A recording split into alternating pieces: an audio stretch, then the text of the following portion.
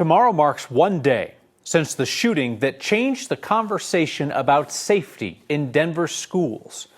2 East High administrators shot during a weapons pat-down on a student. A whistleblower told Next that the district had been forcing dangerous students, some charged with attempted murder, back into classrooms over the objections of building leaders. The whistleblower was fired, but the district could not contain public anger over safety. Armed Denver police were brought back to school campuses, and the community elected 3 new school board members. Pat-down procedures were also changed. DPS says students being patted down daily for drugs and weapons these days are now being searched by a district patrol officer, no longer by school staff. Our Kelly Rinke takes a closer look. I think we were all pretty stunned to understand that that was happening in our schools. A little-known policy at Denver Public Schools became very public 1 year ago. I don't think any of us knew about the pat-down policy prior to a year ago tomorrow. Heather Lamb's son was a senior at East High last year when a classmate shot 2 deans who were patting him down for weapons. I think it was super unfortunate that that was the situation we were in. A records request last March showed Austin Lyle was one of 41 DPS students who needed to be patted down in about 30 schools. 1 year later, the number is pretty close, 34 students. The district says kids can be searched for various reasons, from drugs to guns. I think we have to remember that at its core, that still means we are doing pat-downs of kids that are in a general population who have had weapons violations or have reason to believe that they are putting other kids at risk. Since last year, the school district has changed its policy on searches. Staff no longer pat students down for weapons. That's now supposed to be handled by armed district patrol officers, according to this DPS report. Because I don't feel that school staffs or teachers should be in a position to do pat-downs. That's not what they're trained for. Lynn Lee feels a little better sending her freshmen to East. So that's definitely a good step, but we need more. We need to understand the consequences, the actions that DPS is going to take once a weapon is found. She wants to see changes to how kids are disciplined if they do bring a weapon to school. The district is still working on it. Yep, we're waiting. So when are we going to get it? Parents were surprised about safety policies at Denver Public Schools. 1 year later, questions remain. Kelly Rinke, 9 News. Last year, 3 students at East, including Austin Lyle, the shooter that day, were required to be pat down daily. As of last month, there were 0 such pat-down cases at East. The district is working to reevaluate its discipline matrix as well. That is the framework that allows students suspected of violence, up to and including attempted murder, to return to mainstream classes. An update to that discipline matrix is expected later this spring. The conversation about public comment at Colorado's government meetings is moving in 2 different directions at once. On one hand, a group of communities are limiting or eliminating public comment after hate group takeovers and angry debates over international issues. On the other hand, Democrats at the state capitol are trying to require more access to public comment sessions. The Democrats' bill advancing at the Capitol would require elected bodies like school boards and city councils to make their meetings more accessible by live streaming them and by offering a virtual option whenever the boards take public comment in person. The bill's sponsors say it would expand access for people with disabilities. Skeptical groups like the Colorado Municipal League say they're worried this bill doesn't do enough to limit the hostile takeovers of virtual comments, like the anti-Semitic rants that dominated meetings recently in Wheat Ridge, Durango, and Lakewood. At least one community, Castle Rock, shut down virtual comments to prevent that from happening. Nothing in the bill would guarantee that there is public comment time at government meetings. Simply require that there's an online option if there's an in-person option. So governments could just cut the public comment like Weld County commissioners did earlier this month after some angry exchanges over immigration issues. Speaking of, City of Montrose is now abandoning its recent effort to declare itself a non-sanctuary city. Republicans have been pushing these resolutions everywhere from Aurora to Routt County. The community in Montrose pushed back. It's actually kind of wild how this went down. City Council passed the non-sanctuary resolution at an emergency meeting March 7th. Because of that type of meeting, they had to bring it up one more time to ratify it. And by the time that happened, they got such an earful from the community They threw out the idea Tuesday, said that it wasn't worth the division it was causing, especially because all of this non-sanctuary city posturing is just that. It doesn't have a legal impact. Montrose is not a sanctuary city. Never has been. By virtue of by not being a sanctuary city, by definition, you are a non-sanctuary city. You can only be one or the other. Excuse the reference, but it's kind of like being pregnant. Either you are or you aren't. There's just something about guys when they get elected, they can't stop talking about pregnant people. But anyway, so they decided in Montrose what they're going to do. They're not going to do the non-sanctuary city thing. Each city council member could put out an individual statement on that issue if they so chose. Our next conversation tonight is with the woman who is now leading Denver's migrant response. Sarah Plastino is Denver's newcomer program director, been on the job for about a month. She talked today with our Angeline McCall about Denver's determination to scale back its services for migrants who are arriving from the southern border. Folks at home, my name is Sarah Plastino. I am an immigration attorney. I have been doing immigration defense work for 15 plus years, primarily with folks who are facing deportation in immigration detention and immigrant children. So where do you see yourself in the response 6 months from now? I hope that we will be in a position where we have a program in place that is less expensive and that is serving folks better. Do you believe it would be in the city's best interests to dissuade migrants from coming? I think we're being realistic with migrants about what they can expect if they arrive here. They can expect an economy that's a bit tighter than maybe, a year and a half ago when folks started arriving because of the number of folks that have arrived since then. It's more difficult to find a job. It's more difficult to find a house because of the housing market. And it's also a very expensive city relative to other places. So because of those reasons, I think a lot of newcomers are choosing to go other places, and we would encourage them to go to places where they see the most opportunities for them and their families, and that's just normally how migration patterns go. So recently the city has been closing down shelters, especially this month, and we know that last year there was this trend of high numbers during December, January, and then lower numbers during the late winter, early spring, high numbers going into summer. What is the city's plan if those numbers increase, and what would you advocate for? So we are expecting more folks to arrive as we get farther into spring, because that's just seasonal migration patterns. That's natural cycle of migration that we see year after year. We are prepared to handle a larger number of folks arriving than today.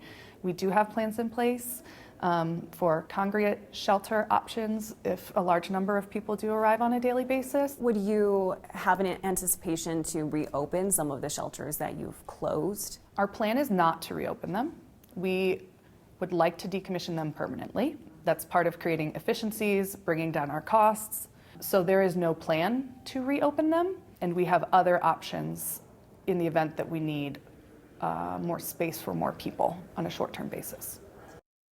Our full 15-minute conversation will be on the next YouTube channel and 9news.com. Something we also talked about is that we're hearing a number of migrants ending up in eviction proceedings. Sarah said this is a really important issue, and city and community leaders have frequent discussions right now about eviction support, adding it's something that the city needs to grow in the next few months, and that the nonprofit community, she says, is already looking at ways to tackle this. Kyle? And Denver's trying to kind of move off of being back on its heels all the time, right? Like who showed up where, like how many busloads, what are we supposed to do? Like a lot of it's been kind of not a panic mode, but an emergency mode over the last year and a half.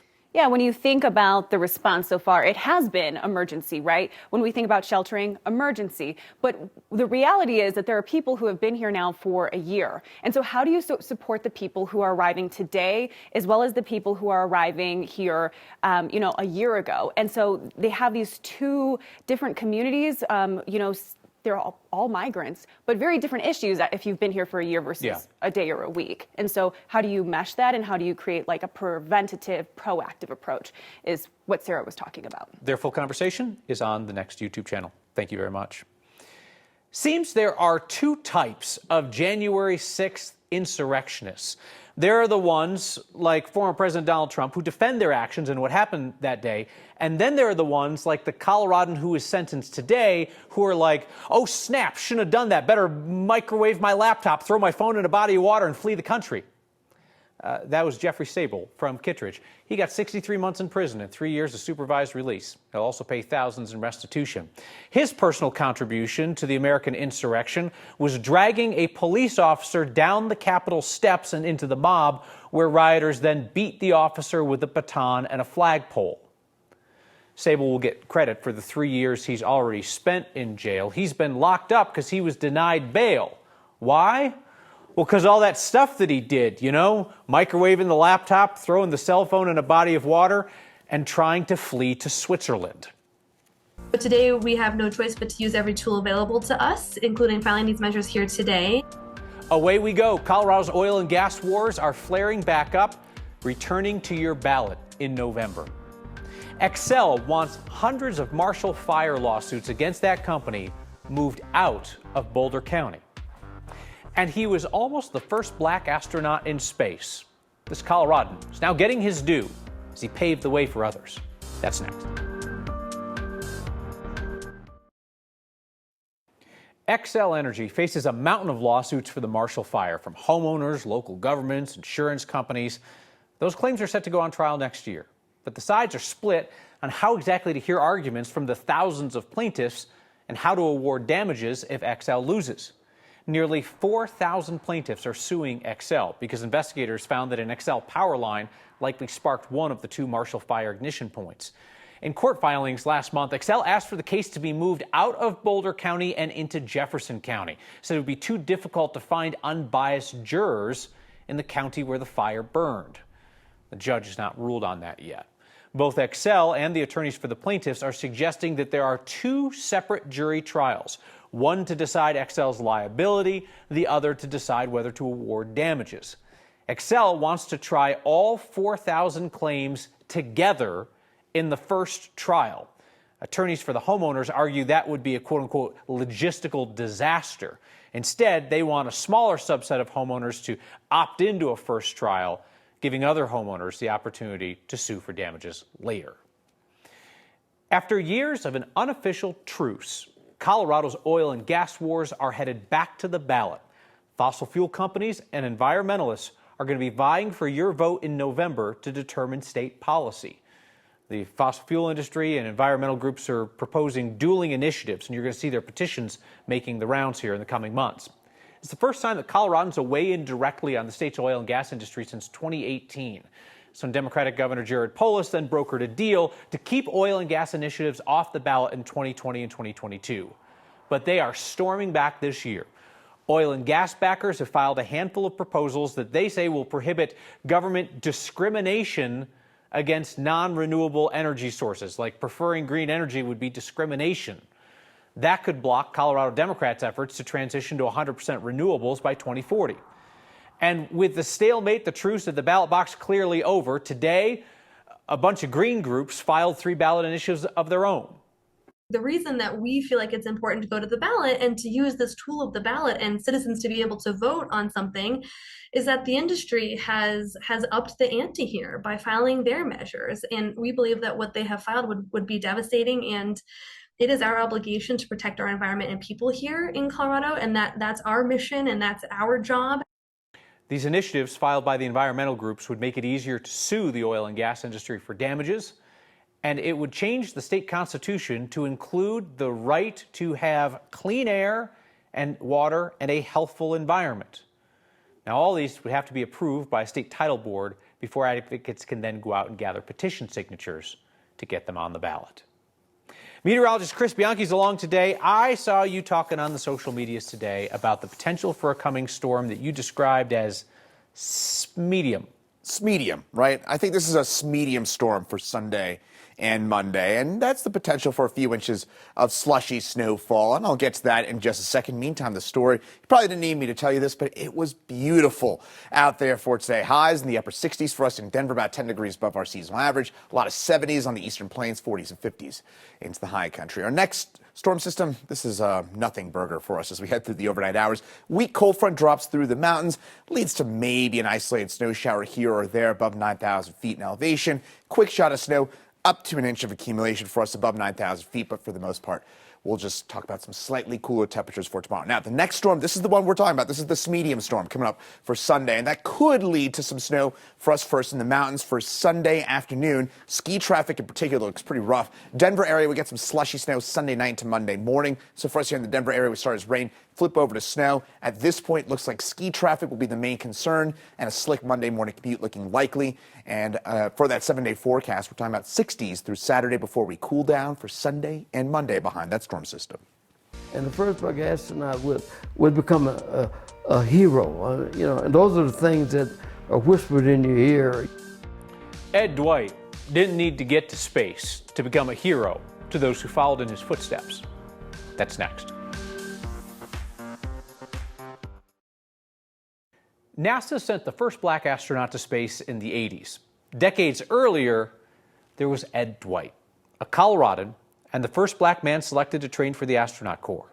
He spoke to us today about how his work paved the way for those who followed.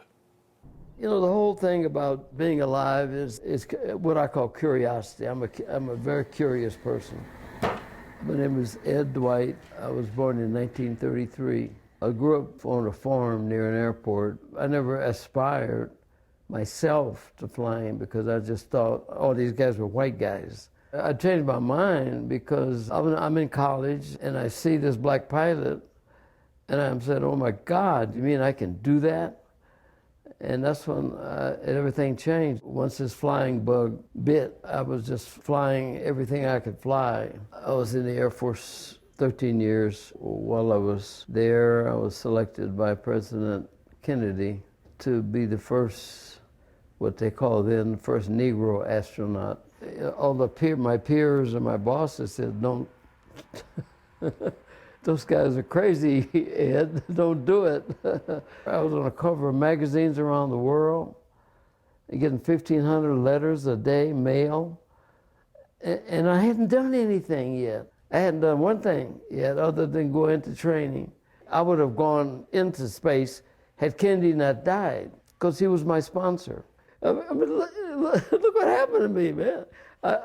Here I was, this little short black guy in the military, and these guys picked me out of nowhere, and they dropped me in the middle of the White House, Congress. How many people does that happen to? I served my purpose. And my purpose was to start a conversation about blacks in space. Story of Ed Dwight, Colorado legend. Marissa has your feedback. We'll do that next.